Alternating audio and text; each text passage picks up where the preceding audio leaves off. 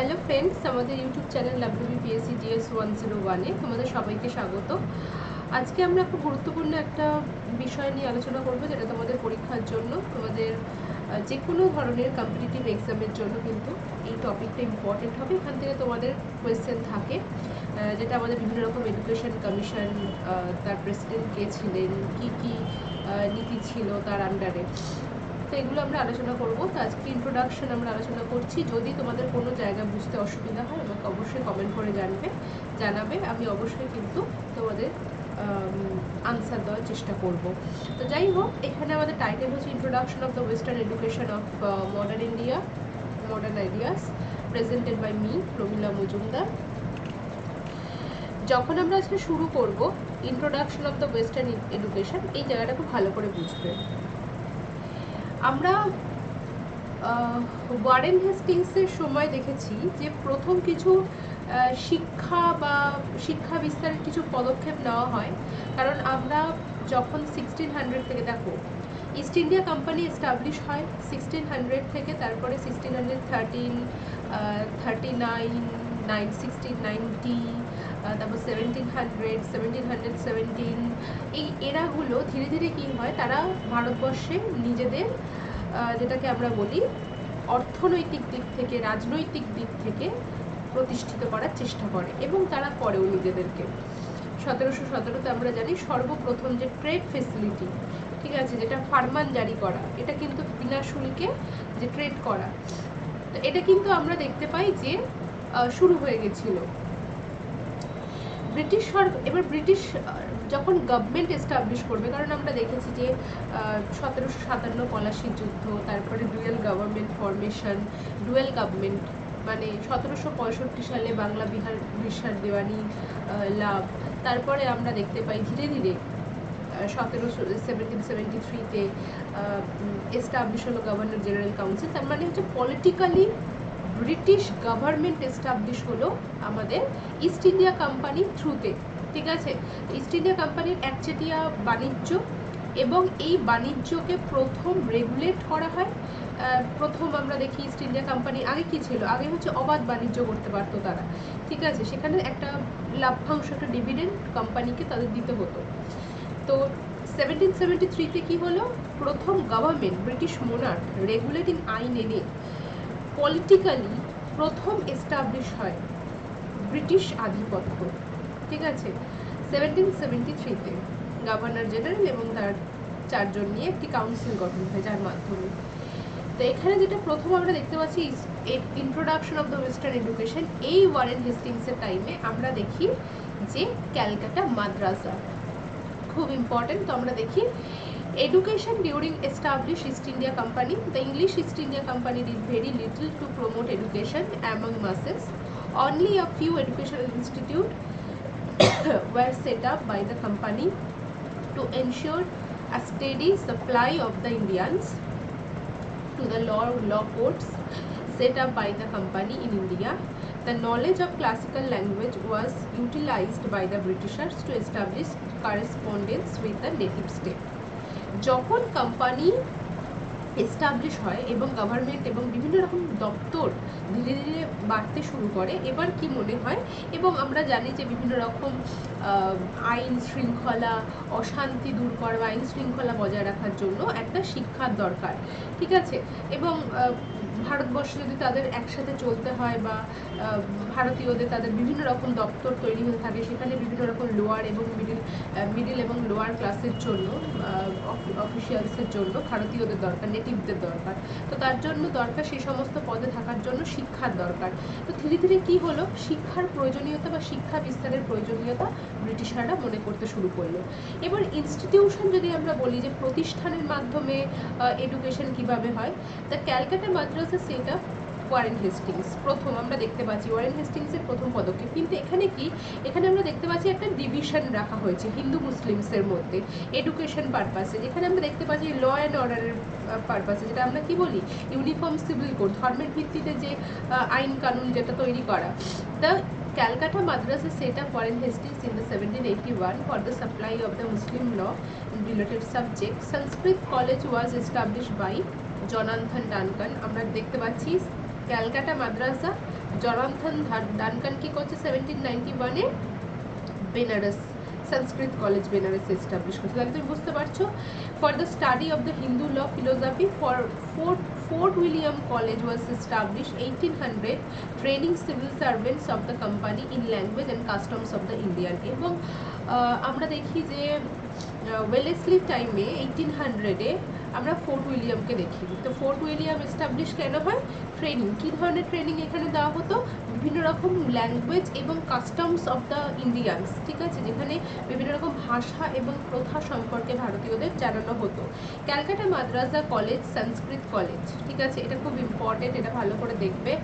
Calcutta Madrasa college এবং Sanskrit college the Fort William college aims of the Britishers for establish the institution. কেন এই প্রতিষ্ঠানগুলো establish করার কথা তারা ভাবলো, তারা চিন্তা করলো যে এবার ইনস্টিটিউশন তৈরি করা দরকার?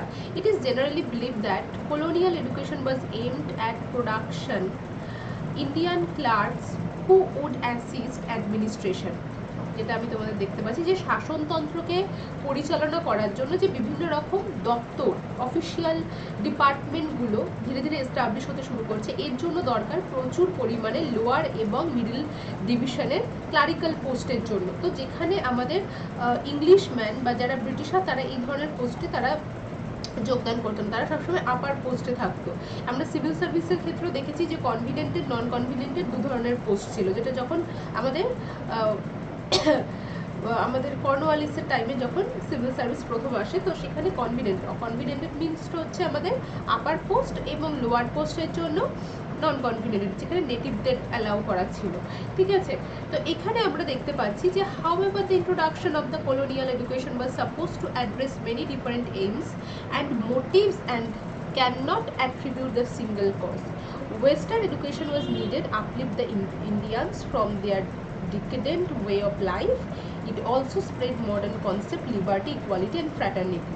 তো এই ধরনের শিক্ষা বিস্তারের ফলে ভারতবর্ষে আমরা দেখতে পারলাম নতুন ধরনের চিন্তাভাবনার আবিষ্কার হতে থাকলো, এবং ব্রিটিশাররাও চেয়েছিল যে তারা এখানে যে উদ্দেশ্যে এসেছে সেই উদ্দেশ্য পূরণ করতে হলে তাদেরকে শান্তিপূর্ণ এই ধরনের যদি আন্দোলন বা আমরা দেখতে পারি মারামারি, একটা বিশৃঙ্খল পরিস্থিতি যদি তৈরি থাকে, তাহলে কিন্তু তাদের কন্টিনিউ করতে পারবে না, তাদের অনেক রকম সমস্যার মুখোমুখি হতে হবে। তো তার জন্য তারা মনে করলো যে ভারতীয়দের দরকার যে শিক্ষার বিস্তার ঘটানো। Views of the people of and the ব্রিটিশার্স about the western education নিয়ে ব্রিটিশারদের কেমন ধরনের চিন্তাভাবনা, যেমন ধরো লর্ড মিন্টো, যিনি গভর্নর জেনারেল ছিলেন, তিনি চেয়েছিলেন শিক্ষার বিস্তার হোক মোরালিটি হিসাবে, নীতিগত শিক্ষা এবং নৈতিকতাকে উন্নত করার জন্য, ডেভেলপ করার জন্য, by helping to maintain law and order, reduce the crime reduce, অপরাধ কমানোর জন্য। In England, people held different views about whether Indians needed Western education. Some people believe that Indian civilization was inferior Western civilization.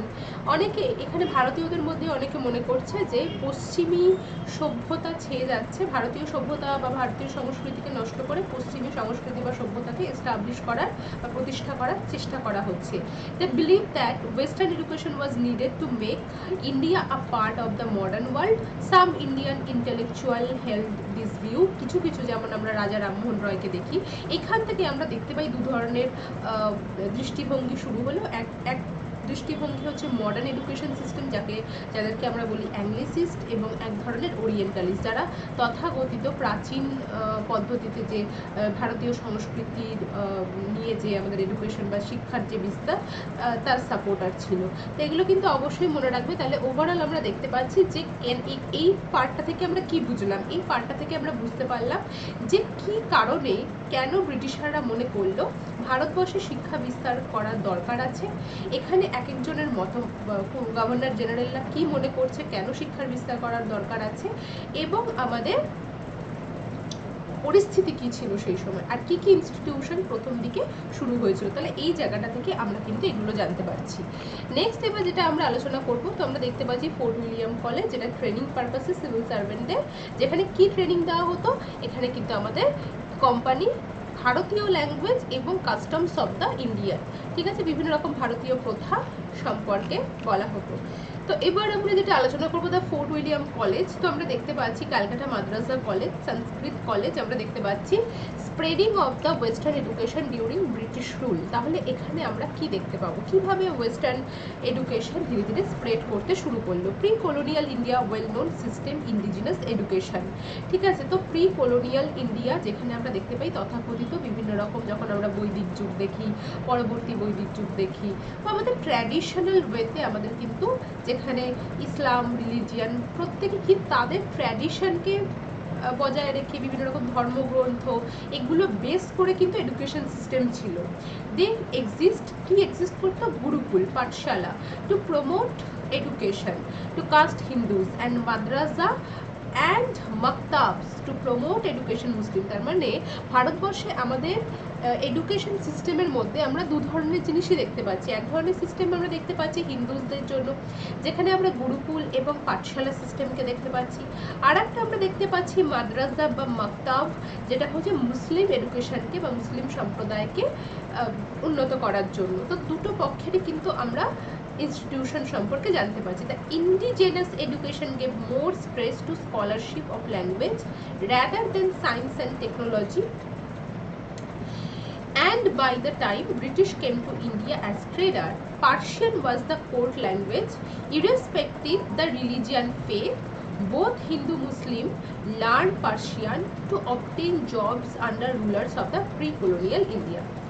তাহলে আমরা দেখতে পাচ্ছি যে যখন আমাদের এই গুরুকুল সিস্টেম যেটা আমরা করলাম, বা মাদ্রাসা আমরা করলাম, বা মাকতাবস আমরা দেখতে পাচ্ছি, তো এই সমস্ত জায়গায় মানে বেশি পরিমাণ জোর দেওয়া হতো বা ফোকাস করা হতো ল্যাঙ্গুয়েজ এডুকেশনের ওপরে রাদার দ্যান সায়েন্স টেকনোলজি। তাই তার মানে কি সায়েন্স টেকনোলজি ছিল না? হ্যাঁ ছিল, কিন্তু জোর দেওয়া হতো কিন্তু ল্যাঙ্গুয়েজের ওপরে, ফিলোসফির ওপরে, ঠিক আছে। তো সেরকম আর ল্যাঙ্গুয়েজ হিসাবে হিন্দু মুসলিম বোথ আমরা দেখতে পাই ওয়ারেন হেস্টিংসের টাইমেও কিন্তু পার্সিয়ান ছিল অফিসিয়াল ল্যাঙ্গুয়েজ। আর এটা নিয়েই কিন্তু প্রতিবাদ শুরু করা হয়, যেখানে যারা অ্যাংলিসিস্ট ছিলেন তারা চাইছিলেন যে অফিসিয়াল ল্যাঙ্গুয়েজ ইংলিশকে করানো হোক। বিসাইড মাদ্রাসা এবং পাঠশালা there too existed advanced center of learning in language along with ordinary school teaching, language proficiency based on oral tradition and memorization of the text. The British, who acquired territorial control and become political masters, did not interfere in the educational field till 1813. তো এই educational field নিয়ে 1813-তে আমরা প্রথম দেখতে পারলাম, যদিও আমরা 1786-তে ক্যালকাটা মাদ্রাসা, 1791-তে আমরা Benaras Sanskrit college বেনারসে Janardan Duncan establish করেছেন, সবই দেখতে পাচ্ছি, কিন্তু যে গভর্নমেন্ট যে রেসপন্সিবিলিটি নেওয়া এডুকেশন রিলেটেড সেটা কিন্তু প্রথম শুরু হয় 1813 থেকে, যেখানে গভর্নমেন্ট গ্র্যান্ট শুরু হলো, ঠিক আছে। তো কিসের জন্য? এডুকেশন ডেভেলপমেন্টের জন্য। কিসের জন্য? ল্যাঙ্গুয়েজ সায়েন্স অ্যান্ড টেকনোলজি ডেভেলপমেন্টের জন্য। তো এবার আমরা এই পদ্ধতিটা, তাহলে এই জায়গাটা থেকে আমরা কি পড়লাম? এই জায়গাটা থেকে আমরা পড়লাম যে আমাদের ট্র্যাডিশনাল এডুকেশন সিস্টেম কী কী ছিল, কী ধরনের পদ্ধতি ছিল ভারতবর্ষে, এবং সেখানে কোন বিষয়গুলোকে বেশি ফোকাস করা হতো। আধুনিক শিক্ষা ব্যবস্থা বা ব্রিটিশরা যখন মানে আমরা যে কলোনিয়াল রুলের টাইমে, ডিউরিং দ্য কলোনিয়াল রুল, ঔপনিবেশিক শাসনের সময় শিক্ষা ব্যবস্থার মধ্যে কী ধরনের পরিবর্তন আসে, আমরা এখান থেকে এটা জানতে পারলাম। এবার আমরা নেক্সট যেটা আলোচনা করব সেটা হচ্ছে 1813 অ্যাক্ট এডুকেশন। তো 1813 যখন আমরা দেখতে পাচ্ছি, এই জায়গাটা খুব ভালো করে দেখবে। তো প্রথম আমরা এটাকে কিসের জন্য ইম্পর্টেন্ট বলি? 1 লাখ টাকা গ্র্যান্টের জন্য, এডুকেশন পারপাসে, ঠিক আছে। আর 1813 ইম্পর্টেন্ট অন্য কারণে তো আমরা জানি যে এই সময় আমাদের নেপোলিয়ান থ্রেট, কেন কোম্পানির মনোপলি এখানে রেস্ট্রিক্ট করা হয়, শুধুমাত্র চায়নার সাথে রাখা হয়, তার কারণ হচ্ছে ভারতের ওপর নেপোলিয়ান থ্রেট। তো এই সময় কোম্পানির যারা করাপ্ট অফিসিয়ালস আছে তার উপরে এখানে মোনার্ক রয়েছে, ব্রিটিশ মোনার্ক কিন্তু কন্ট্রোল করা শুরু করলো, ঠিক আছে। তো চার্লস, তো এটা হচ্ছে আমাদের অন্য ব্যাপারে অ্যাডমিনিস্ট্রেটিভ বা পলিটিক্যাল দিক থেকে, কিন্তু এডুকেশনের দিক থেকে আমরা দেখতে পাবো চার্লস গ্র্যান্ট উইলিয়াম ওয়েলবারফোর্স, হু ওয়াজ মিশনারি অ্যাক্টিভিস্ট, আমরা জানি, compelled the East India Company to give up non-invention policy, make way for spreading education through English in order to teach Western literature and preach Christianity.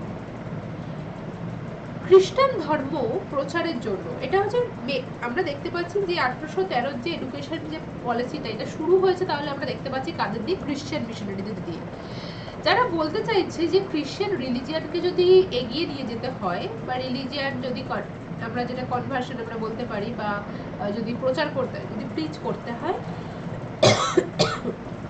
Sorry, তাহলে কিন্তু কি করতে হবে যে ইংরাজি শিক্ষার কিন্তু, তাহলে বাইবেল ক্লিয়ার হবে না। তার কারণ হচ্ছে ম্যাক্সিমাম বাইবেল হচ্ছে এই ল্যাঙ্গুয়েজে, মডার্ন ল্যাঙ্গুয়েজে, তো মানুষের কাছে এটা বোঝা সম্ভব হবে না যতক্ষণ না ইংলিশ এডুকেশন বিস্তার হচ্ছে। The British Parliament added a clause 1813 charter that Governor General in Council less than 1 lakh rupees, 1 lakh for education, are allowed Christian missionary to spread their religion ideas in India.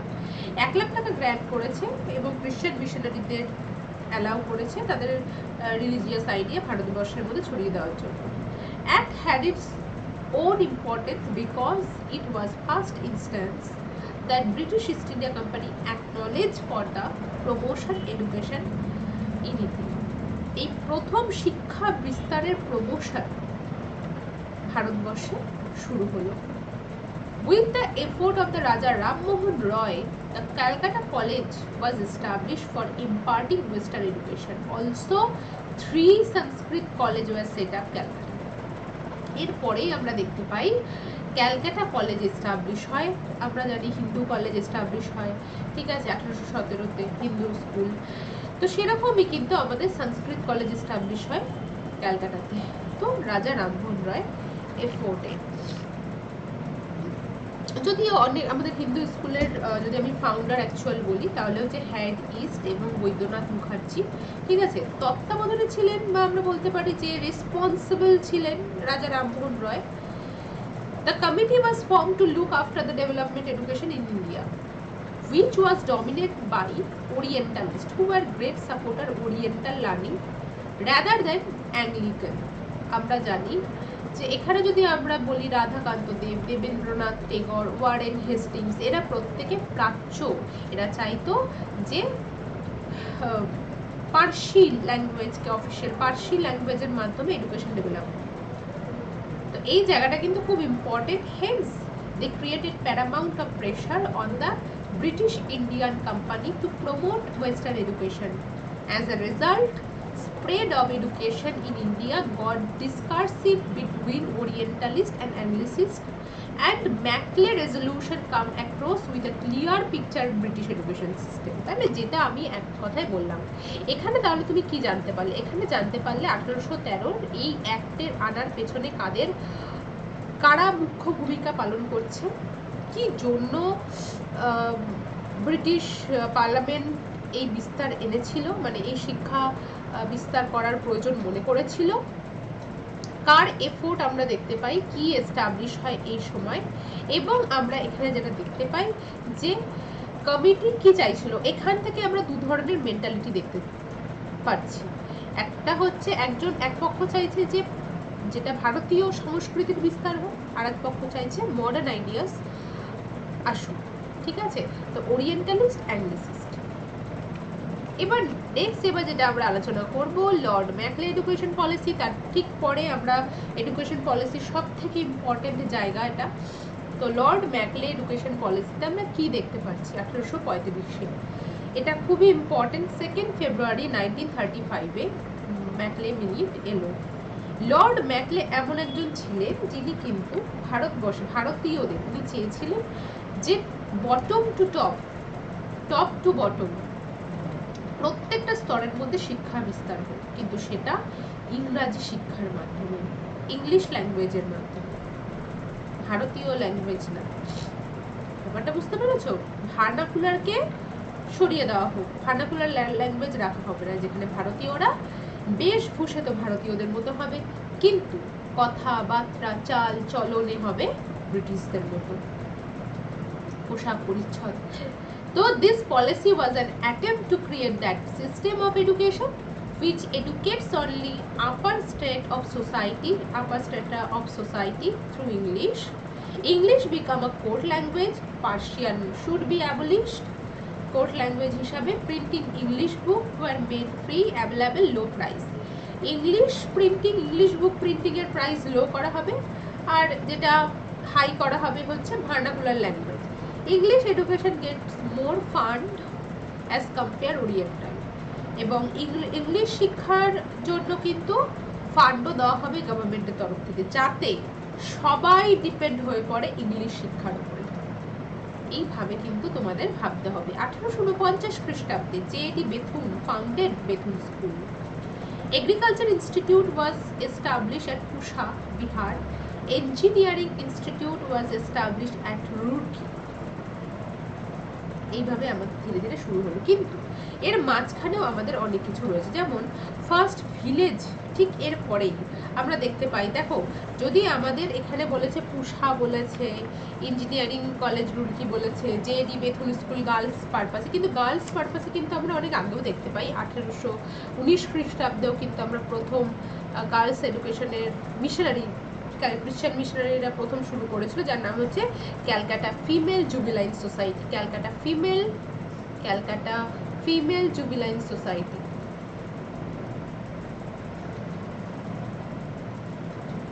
Calcutta female juvenile society.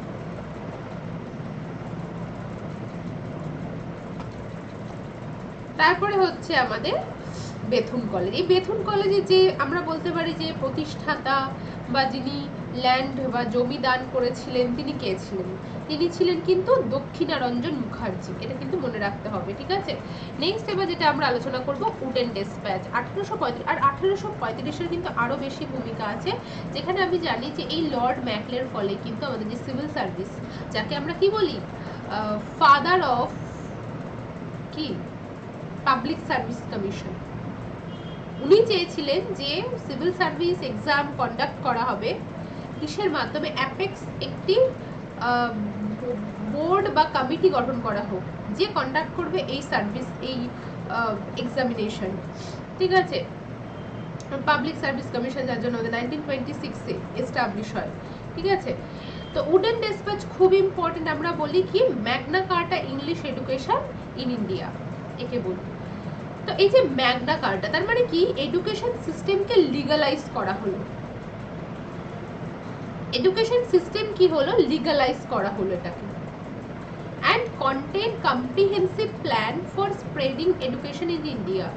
It states that the responsibility of state for the spread of education to the masses. It recommended hierarchy education level at bottom vernacular primary school, at district vernacular Anglo vernacular high school, এবং আমরা দেখতে পাচ্ছি university Calcutta, Bombay, Madras প্রেসিডেন্সিতে। তার মানে এই রেকমেন্ডেশনে শুধুমাত্র আমরা দেখতে পাচ্ছি ভার্নাকুলার প্রাইমারি এডুকেশন রয়েছে, তিনটে স্টেপই বলা হয়েছে, primary level, high school, college, high school plus college একই সাথে, এবং আমাদের ইউনিভার্সিটি। কোন কোন ইউনিভার্সিটি এখানে ধার্য করা হয়েছে?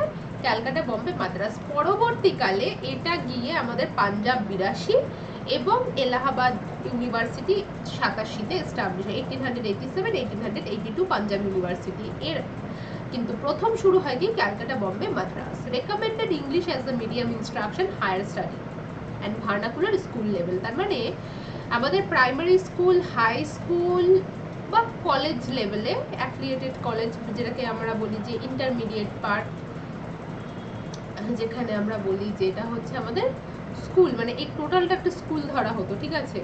তো এই ক্ষেত্রে ভার্নাকুলার, যখনই সে ইউনিভার্সিটি স্টাডি করতে যাবে তখন তাকে কম্পালসারি ইংলিশ ল্যাঙ্গুয়েজ পড়তে হবে। তো এখানে আমরা দেখতে পাচ্ছি যে recommendation of the wooden despatch regularized education system of primary and university level. Indians were to be educated in English and their native language. দুটোকেই এখানে প্রায়োরিটি, যেমন ম্যাকলেমিনিতে কাকে প্রায়োরিটি দেওয়া হয়েছে ইংলিশ এডুকেশনে, এখানে দুটোকেই প্রায়োরিটি দেওয়া হয়, নেটিভকেও দেওয়া হয়, ইংলিশকেও দেওয়া হয়। The education system was set up every Province, খুব ভালো কথা, every district should have at least one government school affiliated. Private school could be granted aids. তার মানে এখানে আমরা দেখতে পাচ্ছি যে প্রত্যেকটা গভর্নমেন্টের যে রেসপন্সিবিলিটি, প্রত্যেকটা ডিস্ট্রিক্টে অ্যাটলিস্ট 1 গভর্নমেন্ট স্কুল থাকতে হবে। তার মানে তুমি বুঝতে পারছো তাহলে। এবং প্রাইভেট স্কুলগুলোতে কিন্তু একটা এড কিন্তু গভর্নমেন্টের তরফ থেকে কিন্তু দেওয়া হবে। Education woman should be emphasise, woman এডুকেশনের উপরও কিন্তু জোর দেওয়া হলো। তারপরে আমরা দেখতে পাচ্ছি ইউনিভার্সিটি মাদ্রাস, ক্যালকাটা, বম্বে, যেখানে ক্যালকাটা ইউনিভার্সিটি সবার প্রথমে প্রতিষ্ঠা হয়। তারপরে আমরা দেখতে পাচ্ছি Punjab, Allahabad. This dispatch asks government to take responsibility education of people. তো ভারতবর্ষে শিক্ষার বিস্তার এবং সমগ্র জাতির মধ্যে শিক্ষার বিস্তার ঘটানো কিন্তু উডেন ডিসপ্যাচ লিখতে হবে। তো এটা কিন্তু খুবই ইম্পর্টেন্ট। নেক্সট স্টেপে যেটা আমরা আলোচনা করব সেটা হচ্ছে হান্টার কমিশন, যেটা তোমাদের জন্য খুবই ইম্পর্টেন্ট হবে। তো হান্টার কমিশনে যেটা ইম্পর্টেন্ট, কি আমাদের পড়তে হবে হান্টার কমিশনের মধ্যে। হান্টার কমিশন এস্টাবলিশ হচ্ছে কত সালে দেখো, 82। তার মানে 82 যখন, এই জায়গাগুলো কিন্তু খুব ভালো করে মনে রাখতে হবে। 54 যখন, তখন কে আছে? 48 থেকে 56 ডালহৌসি। তাহলে উডেন ডিসপ্যাচ এসেছে কোন গভর্নর জেনারেলের টাইমে? ডালহৌসির টাইমে। হান্টার কমিশন এসেছে তাহলে কার টাইমে? লর্ড রিপনের টাইমে। তাহলে হান্টার কমিশন আমাদের কি বলেছে? হান্টার কমিশন বলেছে যে উডেন ডিসপ্যাচে যেগুলোকে প্রায়োরিটি দেওয়া হয়নি সেগুলোকে প্রায়োরিটি দেবে হান্টার কমিশন। বোঝা গেছে? যেখানে বলা হয়েছে যে literate candidate for government job, শিক্ষিত যারা শিক্ষার্থী যারা হবে, যারা ক্যান্ডিডেট হবে, তাদেরকে গভর্নমেন্ট জবে যাতে তারা পদ পায় সেই জায়গাটা কিন্তু দেখতে হবে গভর্নমেন্টকে। এক্সপ্যানশন প্রাইমারি স্কুল, যেগুলো ব্যাকওয়ার্ড ডিস্ট্রিক্ট, মানে যেগুলো পিছিয়ে পড়া জেলা যেগুলো রয়েছে, ডিস্ট্রিক্ট যেগুলো রয়েছে, সেখানে আরও বেশি কিন্তু প্রাইমারি স্কুল বিস্তার ঘটাতে হবে। ডিস্ট্রিক্ট মিউনিসিপ্যাল বোর্ডের হাতে প্রাইমারি এডুকেশনের দায়িত্ব থাকবে। আমরা জানি যে লর্ড রিপনের টাইমে কিন্তু মিউনিসিপ্যাল বা সেলফ, আমরা যেটাকে বলি লোকাল সেলফ গভর্নমেন্ট এস্টাবলিশ হয়েছিল। এই পৌর প্রশাসনের ওপরে কিন্তু স্বায়ত্ত শাসন দিয়েছিলেন কিন্তু লর্ড রিপন। এবং এই মিউনিসিপ্যাল বডি কিন্তু বোর্ড থাকবে যারা কিন্তু শিক্ষার ডেভেলপমেন্ট কিন্তু তারাই দেখবে, তাদেরই দায়িত্ব। এবং secondary school for primary purpose, secondary school for primary purpose. তো এই জায়গাটা কিন্তু অবশ্যই মনে রাখবে। এবং vocational for commercial career, it underline the transfer control to district municipal board, যেটা এইমাত্র বললাম। ঠিক আছে, তো এগুলো ভালো করে দেখবে। নেক্সট যেটা স্যান্ডলার কমিশন থেকে আমরা নেক্সট পার্টে পড়বো, যেটা তোমাদের জন্য খুব ইম্পর্টেন্ট হবে। ঠিক আছে, তো আজকে এই পর্যন্তই থাক। আগামীকাল আবার পুরোটা আমরা দেখবো, আরও যত আমাদের এডুকেশন কমিশন রয়েছে সেগুলো সম্পর্কে আলোচনা করবো পার্ট 2-তে। এটা পার্ট 1 হলো। Thank you.